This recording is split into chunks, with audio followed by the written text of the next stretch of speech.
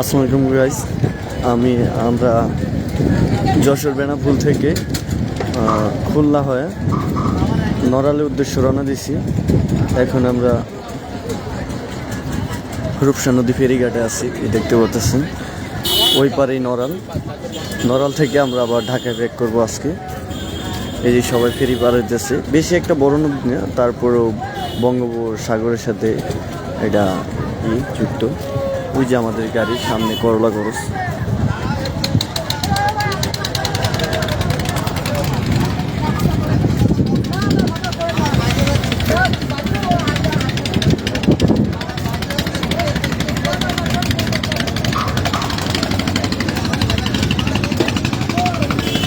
রূপসা নদী ফেরিঘাট, এটা আমরা রূপসা নদী ফেরিঘাটে আছি।